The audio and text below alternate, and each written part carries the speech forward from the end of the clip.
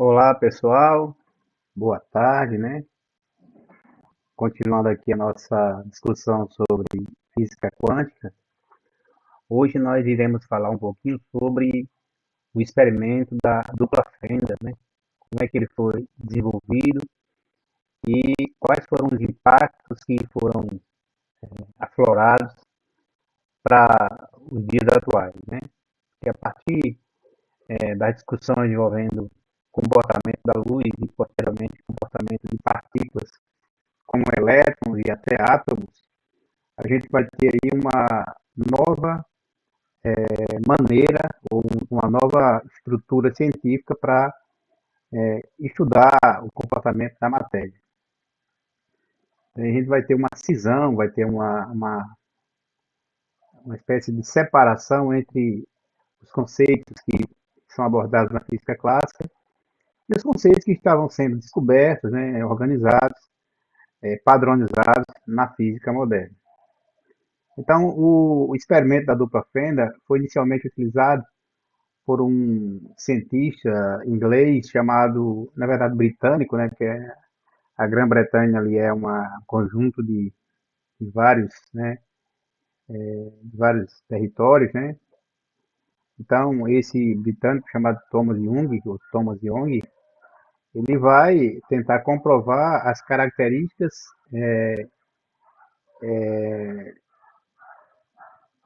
corpusculares da matéria.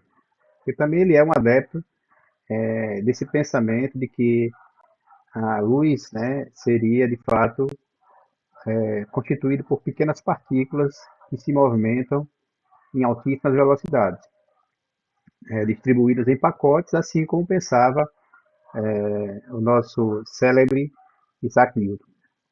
Bom, o fato é que Thomas Young, ao fazer o seu experimento utilizando esse equipamento de dupla fendas, né, ele vai perceber que vão acontecer ali naquele experimento algumas situações um pouco exóticas, né, para aquele momento do conhecimento, né? Então, o que de fato ele descobriu foi que o comportamento da luz naquele experimento era um comportamento ondulatório, né?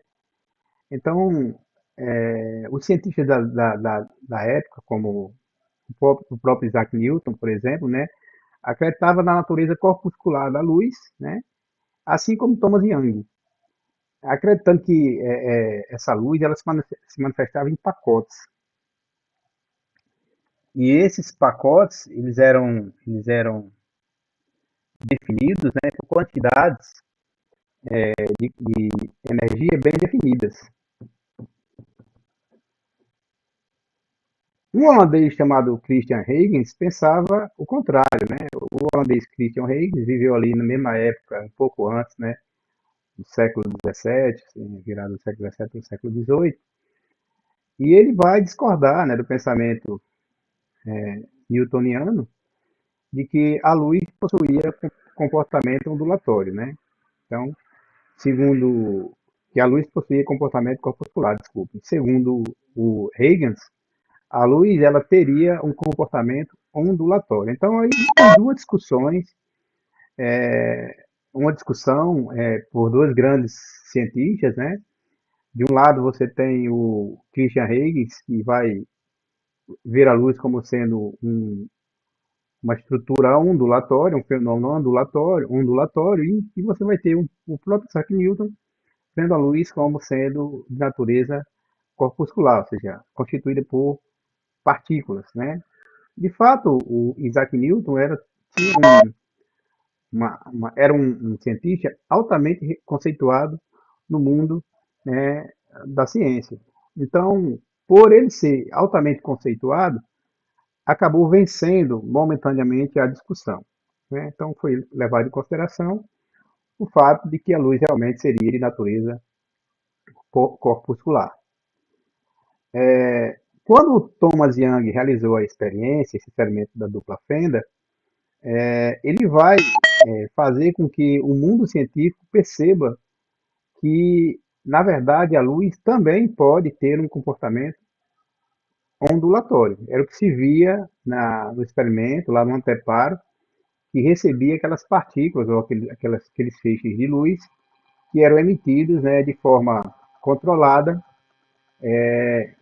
passando por essas fendas. Então a luz ela se comportava como uma onda, né, não como matéria, como pensavam os outros cientistas. Muitos Realizados após esse experimento de Thomas Young. E todos eles, né, comprovaram a natureza ondulatória da luz.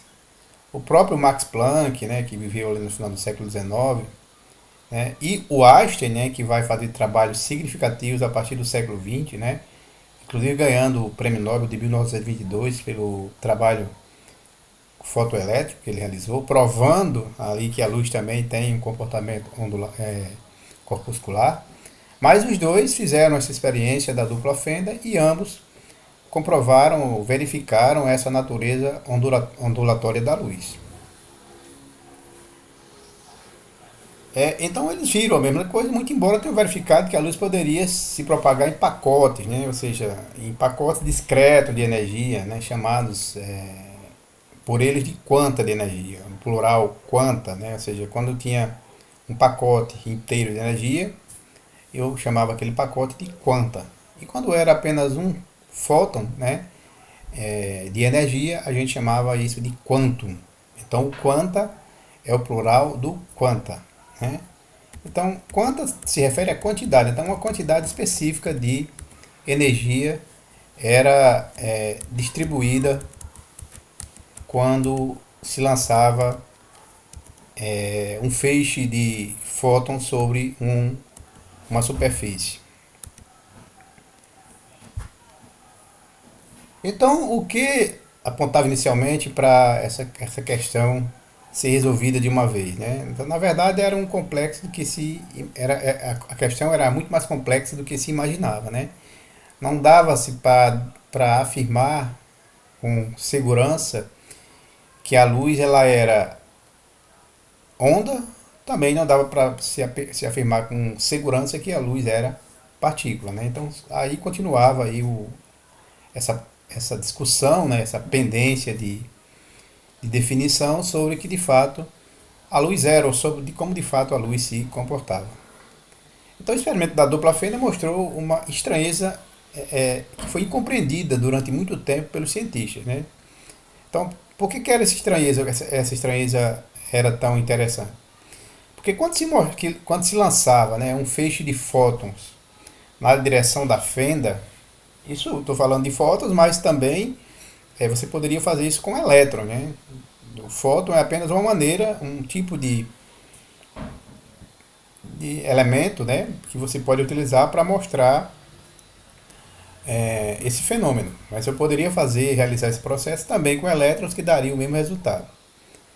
Então, quando a gente lançava, né, um feixe de fótons, quando os cientistas lançavam um feixe de fótons na direção de uma fenda que estava ligada ao anteparo. Então, o anteparo é uma placa, né, que vai absorver, né, esses elétrons ou esses fótons e vai fazer registrar, né, através vai ser impressionada, né, como se fosse uma radiografia, para a gente perceber, para a gente verificar aonde esses elétrons estavam sendo instalados, né, onde que eles estavam se aglomerando. O que se esperava que se o elétron ou a luz, né, se comportasse como onda, desculpe, se comportasse como corpúsculo, como partícula, é que depois dessas fendas, né, por onde esses elétrons passam, ou essa luz passa, você veria duas regiões de impressão, né? Exatamente as regiões que estavam conectadas às fendas por onde esses elétrons passavam. Então era um padrão que justificava, que comprovava que essas partículas se comportavam que essa luz ou esses elétrons se comportavam como partículas. E isso não aconteceu. Na verdade, o que aconteceu quando se jogou a luz, né, na direção dessas fendas, é que se formaram do outro lado, né, um padrão de interferências. Ou seja, um padrão de interferência é uma prova cabal que ali existe onda se propagando, né? A gente pode perceber isso quando a gente joga uma pedra, né, no rio, e a água que é perturbada por essa pedra, ela tem que passar por uma pequena abertura. Então a gente percebe que quando a água passa nessa pequena abertura, formam-se depois dessa abertura padrões, né? E esses padrões são chamados de padrões de interferência, ou seja, você vai ter uma região, né, onde as ondas elas se somam, que a gente chama de interferência construtiva. Daí, no caso do experimento, essa região vai ser representada por uma cor mais escura, uma faixa escura, e alternadamente, você vai ter uma outra região menos escura, mais clara, né, formado por um cancelamento dessas ondas, que a gente chama de interferências destrutivas. Esse processo, né, de interferência é um processo ondulatório. E era exatamente isso que se verificava quando se fazia o experimento, tanto com a luz, como também com os elétrons. Então se formavam padrões, esses padrões eram padrões de interferência, né, que eram interferências construtivas e interferências destrutivas. Então o experimento da dupla fenda mostrou uma estranheza que foi incompreendida por todos os cientistas, e essa estranheza é essa que eu acabei de falar para vocês, né? A formação desses padrões de ondas, né, de interferência no anteparo que captava os fótons. Inesperadamente, o que se viu foi um padrão que continuava a se formar em franjas, né, franjas claras e franjas escuras, e essas franjas claras e escuras era exatamente a tão famosa interferência, né?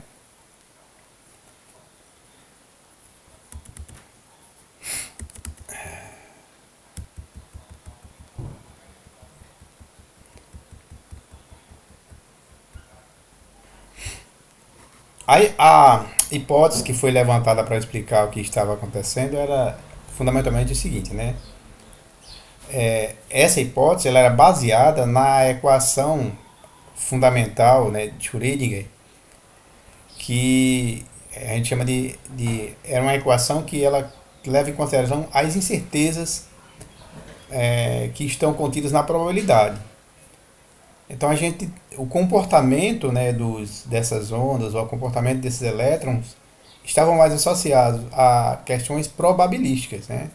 A possibilidade de comportamento de uma partícula ou de milhões de partículas num processo dinâmico e contínuo, né? Então, essa probabilidade, que a gente chama de princípio da incerteza, né, que foi definido pela equação de Schrödinger, ela vai explicar o comportamento ondulatório das partículas. Então, o comportamento ondulatório das partículas, a formação dessas franjas, né, é um processo que tem a ver com a probabilidade. É um processo matemático, né, por assim dizer. Então, os elétrons ou a luz, né, vão assumir uma posição definida no espaço, né, e essa posição definida do espaço depende de uma probabilidade. Então, se você joga, por exemplo, uma moeda duas vezes para cima, essa moeda tem 50% de chance de cair cara e 50% de cair coroa, né?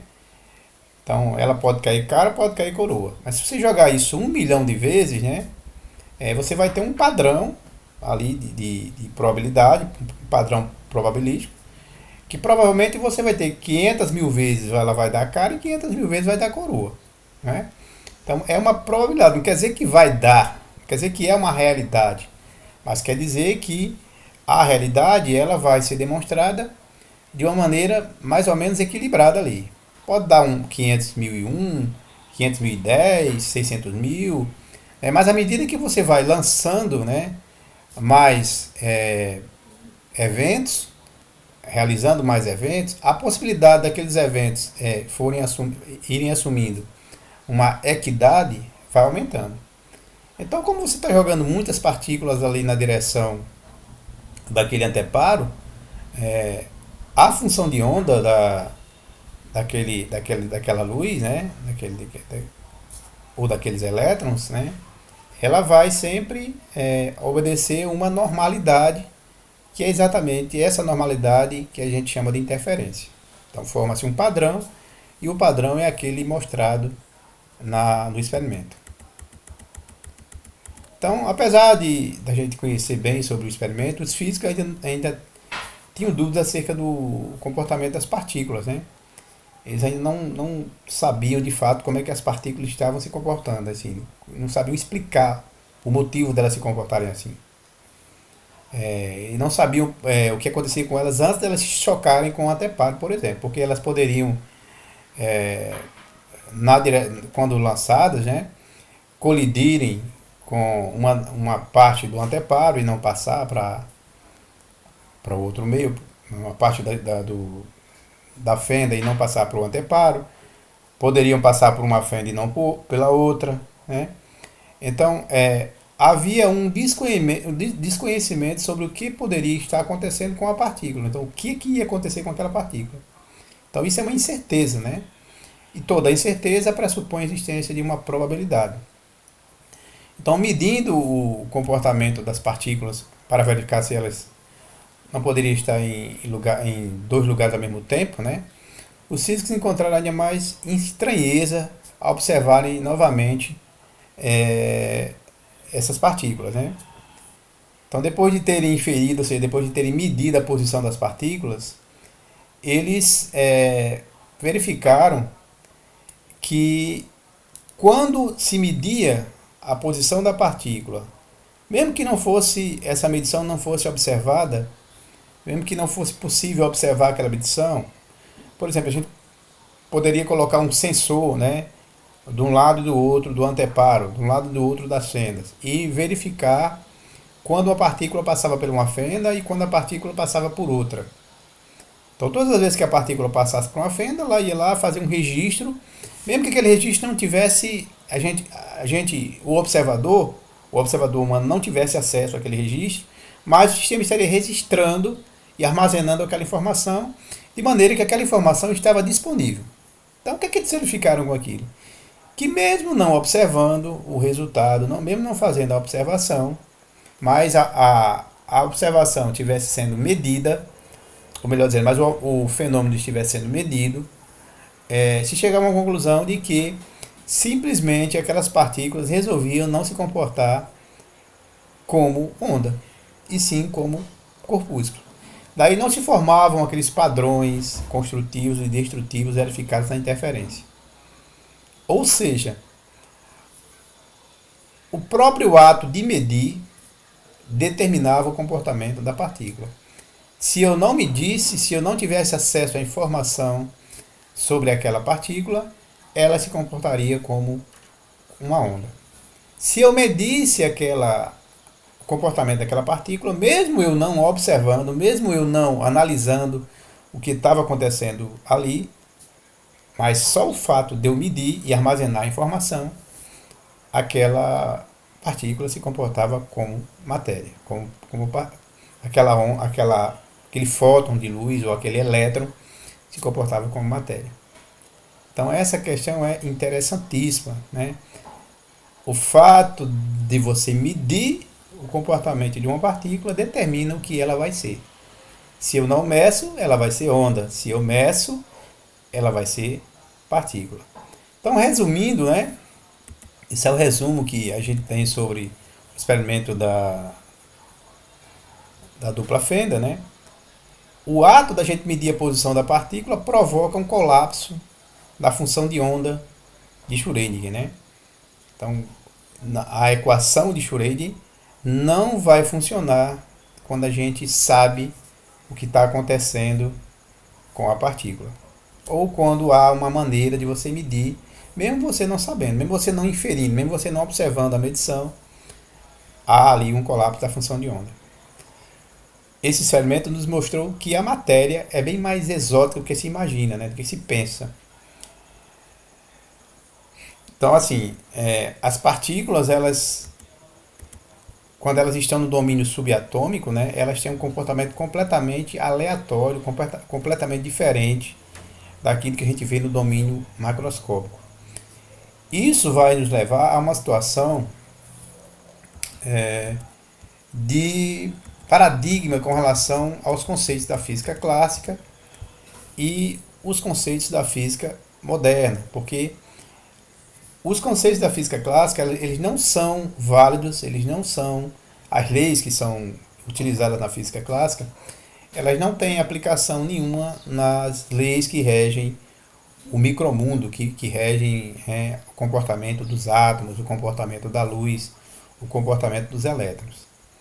Então, de um modo geral, é como se a física clássica e a física quântica elas nunca fossem compatíveis uma com a outra. E de fato não são. E é por isso que os cientistas, desde a época de Einstein, né, são obcecados em encontrar uma equação, né, universal que possa unir tanto a física moderna quanto a física clássica e relativística dentro de um pacote só. Muito embora a cada dia que passa tenha ficado cada vez mais difícil fazer isso. É como se a gente vivesse em dois mundos completamente diferentes, completamente alheios um do outro, em dois universos que não têm uma ligação. E a gente sabe que o mundo do microscópico é o que gera, é o que cria, é o que domina, é o que define o mundo macroscópico. Se existem planetas, se existem estrelas, se existem átomos do mais diversos que a gente conhece, é porque há uma construção contínua, né, uma organização da matéria no mundo, né, nos domínios do microcosmos. Então, caso não houvesse esse microcosmos, não tinha como existir o macrocosmos, né? Então, a física clássica e a física moderna, definitivamente, elas não se entendem de forma alguma. Então, é isso que a gente está analisando aqui no experimento da dupla fenda. Eu queria deixar claro aqui que é errado dizer que o observador modifica o comportamento da partícula, né? Em nenhum momento eu disse aqui, alguém já deve ter comentado, né, que foi falado isso, mas em nenhum momento eu falei que é o ato de eu observar, né, um fenômeno, no caso, um fenômeno ondulatório, um fenômeno luminoso, um fenômeno elétrico, vai determinar o comportamento daquele elétron ou daquela luz, né?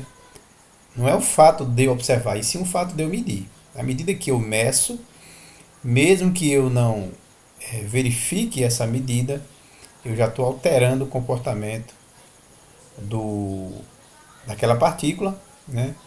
Que antes era onda e agora está se comportando como partícula. Então o ato de medir não é o ato de observar, é o ato de medir que vai alterar, que vai definir o comportamento da partícula. Tá certo? E quando há essa alteração, há um colapso da função de onda. Então é isso a aula de hoje, tá beleza? Até mais e a próxima aula, se assim Deus quiser.